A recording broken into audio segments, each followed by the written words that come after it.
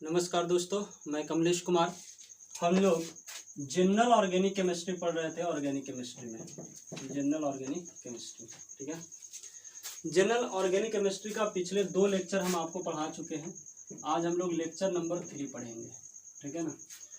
इसमें हम आपको हाइब्रिडाइजेशन पढ़ा रहे थे, हाइब्रिडाइजेशन निकालना सिखाए थे। फर्स्ट लेक्चर में आपको हाइब्रिडेशन निकालने का तरीका सिखाए थे, सेकेंड लेक्चर में उसका ट्रिक सिखाए थे। आज और सिंपल करके हम लोग ट्रिक्स सीखेंगे, यानी इस लेक्चर में भी हम लोग हाइब्रिडेशन निकालने के लिए ट्रिक्स ही सीखने वाले हैं, लेकिन यह ट्रिक्स केवल ऑर्गेनिक कंपाउंड में अप्लाई करना है, केवल ऑर्गेनिक कंपाउंड में, ठीक है ना, केवल ऑर्गेनिक कंपाउंड में, ठीक है। यानी हम लोग आज के जो लेक्चर में हाइब्रिडेशन निकालने जो ट्रिक्स है, ऐसे हम पूरा कॉन्सेप्ट पढ़ा चुके हैं आपको। आप पिछला लेक्चर देखिए, आपको हाइब्रिडेशन ओबियसली समझ में आएगा, ठीक है ना। लेकिन यह जो कॉन्सेप्ट हम आपको अभी बताने वाले हैं केवल ऑर्गेनिक में लगने वाला है, ठीक है ना। कैसे देखिएगा, अगर ओनली सिंगल बॉन्ड हो, केवल सिंगल बॉन्ड हो, ठीक है ना, ओनली सिंगल बॉन्ड हो ऐसे, तो हाइब्रिडेशन को डायरेक्ट आप sp3 लिख देना, ठीक है। अगर वन डबल बॉन्ड हो, वन डबल बॉन्ड, तो हाइब्रिडेशन को आप sp2 बिना सोचे, ठीक है। कैसे sp2 होगा तो सब कॉन्सेप्ट भी बता चुके हैं, ठीक है। और अगर 2 डबल बॉन्ड हो, 2 डबल बॉन्ड, ठीक है, 2 डबल बॉन्ड, तो बिना सोचे हाइब्रिडाइजेशन को sp कर देना है। और अगर 1 ट्रिपल बॉन्ड हो, 1 ट्रिपल बॉन्ड, ठीक है, तो बिना सोचे हाइब्रिडेशन को sp लिखना है। क्या सुने आप लोग, यह कंपाउंड, यह कॉन्सेप्ट केवल और केवल ऑर्गेनिक केमिस्ट्री में लगेगा। और उसमें भी अगर केवल सिंगल बॉन्ड हो तो sp3, अगर 1 डबल बॉन्ड हो तो sp2, 2 डबल बॉन्ड हो तो sp, और 1 ट्रिपल बॉन्ड हो तो sp, ठीक है। यह है कॉन्सेप्ट, और यह कॉन्सेप्ट केवल ऑर्गेनिक में लगेगा, ठीक है। अब हम आपको कुछ क्वेश्चन से समझा देते हैं कि ये हमने क्या लिखा है, इसका अर्थ क्या है, ठीक है ना। जैसे प्रीवियस ईयर क्वेश्चन IIT 2013 का एक क्वेश्चन है, ठीक है। हम आपको क्वेश्चन लिख रहे हैं और आप इसको डायरेक्ट बिना देखे आंसर बना सकते हैं, ठीक है ना। तो हम आपको क्वेश्चन लिख के देते हैं और आप इसका आंसर बनाइए, सिर्फ ऐसे ही देख के कि सिर्फ सिंगल बॉन्ड तो sp3, 1 डबल बॉन्ड तो sp2, 2 डबल बॉन्ड तो sp, 1 ट्रिपल बॉन्ड तो भी sp, ठीक है। देखिए दोस्त, एक IIT 2003 का क्वेश्चन है कि इन द फॉलोइंग कंपाउंड, एक ही कंपाउंड दिया है, then C2C3 bond is a type of, मतलब C2C3 यानी ये वाला कार्बन और ये वाला कार्बन में 4 ऑप्शन दिया, यानी कि हाइब्रिडेशन का कौन कौन सा टाइप मैच करेगा, ठीक है। तो देखो, हम लोग हाइब्रिडेशन निकालने के बहुत सारे तरीके पढ़ चुके हैं, लेकिन जो अभी बताए हैं यह कॉन्सेप्ट केवल ऑर्गेनिक में लगेगा। और इसमें क्या बताए हैं कि केवल सिंगल बॉन्ड से गिरा हो तब sp3, अगर बाय द वे एक भी डबल बॉन्ड से हो तो sp2, 2 डबल बॉन्ड से गिरा हो तो sp, और 1 ट्रिपल बॉन्ड से गिरा हो तो sp। अब बताना C2C3 बोल रहे हैं, यानी कि इसको और इसको देखना है। अब देखिए C2 को जैसे ही आप देखोगे दोस्त, तो कार्बन कितना बॉन्ड बनाता है, 4। अब यहाँ से 4 बॉन्ड बनाता है तो 1 बॉन्ड तो ये बना रहा होगा, हाइड्रोजन के 1 बॉन्ड, 2 बॉन्ड हो गया। यहाँ पर ये वो डबल बॉन्ड भी है, तो कोई ऐसा देखिए ना, सिंगल और डबल 2 है, तो सिंगल और डबल रहेगा तो हम लोग डबल मानेंगे, क्योंकि बोलेंगे कि कम से कम अगर एक भी डबल बॉन्ड हो तो डबल बॉन्ड के अनुसार, ठीक है ना। तो डबल बॉन्ड के अनुसार लिखें, तो अभी बताए थे कि जहां भी डबल बॉन्ड दिखाई दे एगो, तो हाइब्रिडेशन बिना सोचे क्या मारना है, sp2, यानी C2 का जो हाइब्रिडाइजेशन होगा बाबू वो होगा sp2।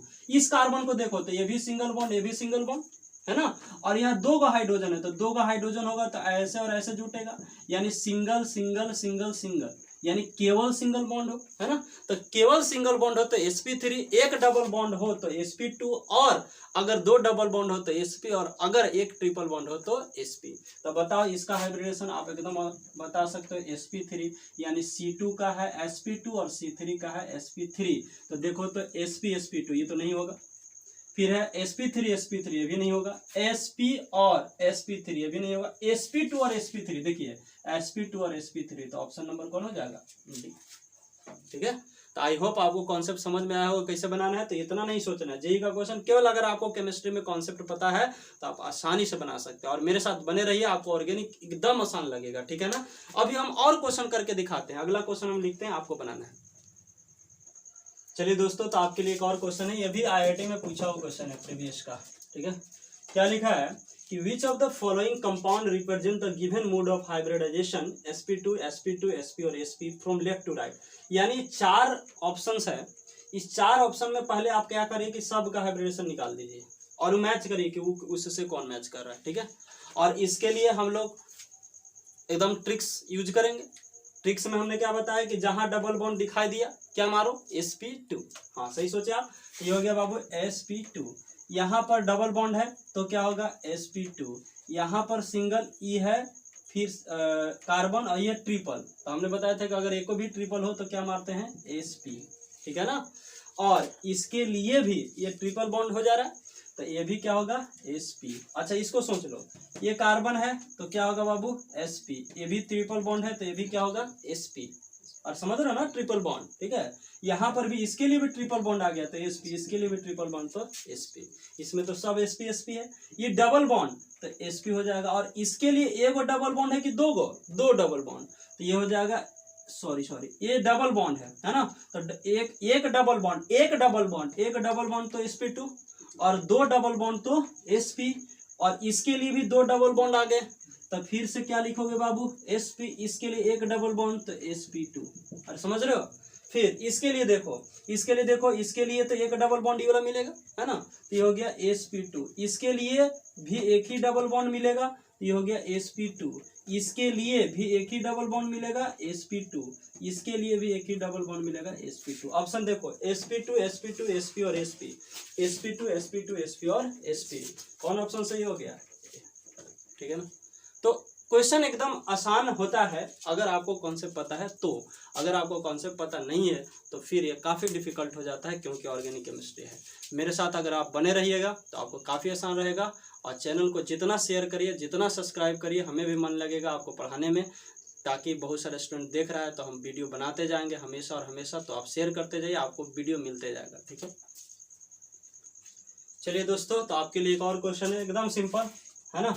लिखा है कि the hybridisation of atom in carbon carbon single bond is, यानी कार्बन कार्बन सिंगल बॉन्ड। तो इस क्वेश्चन में देखो तो यहाँ पर इस कार्बन और कार्बन के बीच ट्रिपल बॉन्ड, इस कार्बन और कार्बन के बीच सिंगल बॉन्ड, और इस कार्बन और कार्बन के बीच डबल बॉन्ड। और ये बोला कि सिंगल बॉन्ड वाला हमको बताना है, यानी आपका आंसर यहाँ से मिलेगा इन दोनों का हाइब्रिडेशन से, ठीक है ना।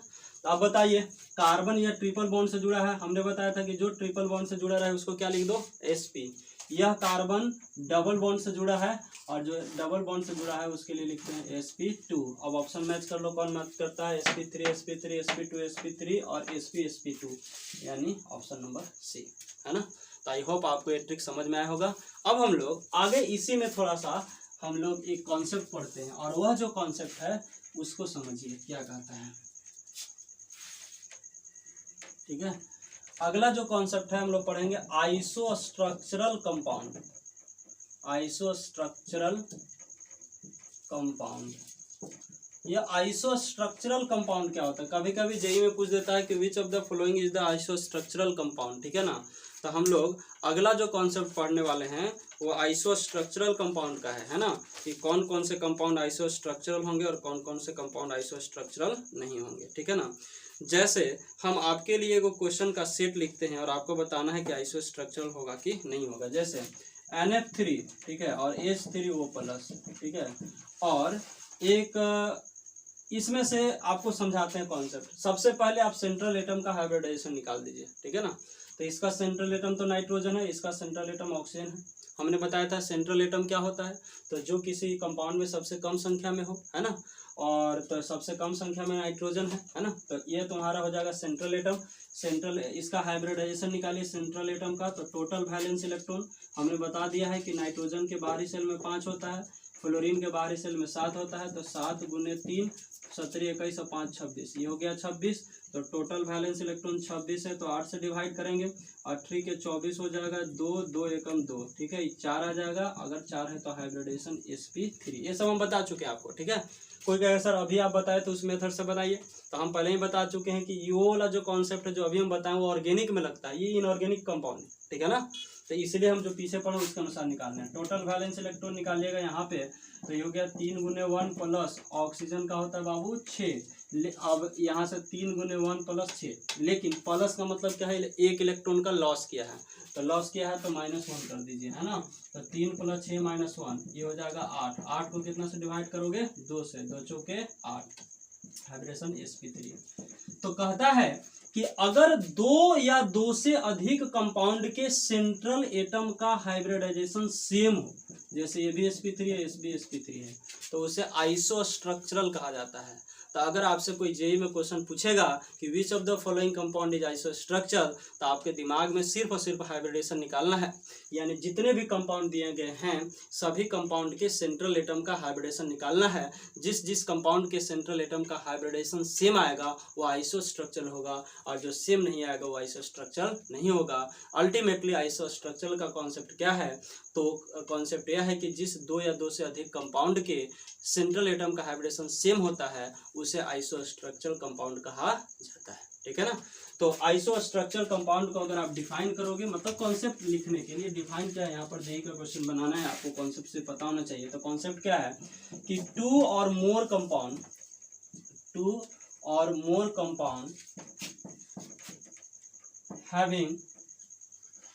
having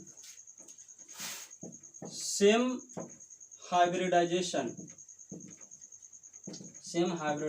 of central atom, having same hybridization of central atom is called isostructural compound, is called isostructural compound। यानी आइसोस्ट्रक्चरल कंपाउंड कौन होगा, जिसमें उसके सेंट्रल एटम का हाइब्रिडेशन सेम हो। एग्जाम्पल के तौर पर अभी हम आपको बताए थे कि जैसे NF3 ले लिए थे, ठीक है, फिर H3O+ ले लिए थे, सब का हाइब्रिडेशन निकाले थे, और उसके बाद हम एक आध और कंपाउंड ले लेते हैं, जैसे BF3 ले लेते हैं, ठीक है, BF3 हो गया, और एक और कंपाउंड हम ले लेते हैं NO3-, ठीक है, NO3-, इसका हाइब्रिडेशन तो अभी निकाले थे sp3, इसका हाइब्रिडेशन भी अभी निकाले थे sp3। इसका निकाल के देखिए तो टोटल वैलेंस इलेक्ट्रॉन जो हो जाएगा BF3 का, तो ये आना चाहिए sp2, ठीक है, आप निकाल के देख लीजिए sp2 आ जाएगा, और NO3- का भी आ जाएगा sp2, ठीक है ना। तो अब यहाँ से देखिएगा, इसमें सेंट्रल एटम का हाइब्रिडेशन sp2, इसके सेंट्रल एटम का हाइब्रिडेशन sp2। तो हमने बताया था कि 2 या 2 से अधिक कंपाउंड के अगर सेंट्रल एटम का हाइब्रिडेशन अगर सेम हो तो उसे आइसोस्ट्रक्चरल कहते हैं, यानी BF3 और NO3- आइसोस्ट्रक्चरल होगा। इन दोनों के हाइब्रिडेशन सेम है तो इसलिए ये दोनों आइसोस्ट्रक्चरल होगा। अगर कोई पूछेगा कि H3O+ और BF3 आइसोस्ट्रक्चरल होगा कि नहीं, तो आपका आंसर होगा कि नहीं। क्यों? क्योंकि इसका हाइब्रिडेशन sp2 है तो इसका हाइब्रिडेशन sp3 है। तो आई होप आपको आइसोस्ट्रक्चरल कंपाउंड समझ में आया होगा। इसका अर्थ क्या होता है कि जब 2 या 2 से अधिक कंपाउंड के सेंट्रल एटम का हाइब्रिडेशन सेम है तो उसे आइसोस्ट्रक्चरल कंपाउंड कहा जाता है। ओके, तो आई होप आपको ये पूरा कॉन्सेप्ट समझ में आया होगा। आज के लेक्चर में इतना ही। अगले क्लास से हम लोग पढ़ेंगे concept of orbital and definition of hybridisation. तो अगला क्लास और थोड़ा क्रिटिकल होगा। आप बने रहिए मेरे साथ, शेयर करते रहिए, सब्सक्राइब करते रहिए, ताकि हम आपको लाइव आ सके, पूरा ऑर्गेनिक बता सके बढ़िया से। ठीक है, थैंक यू।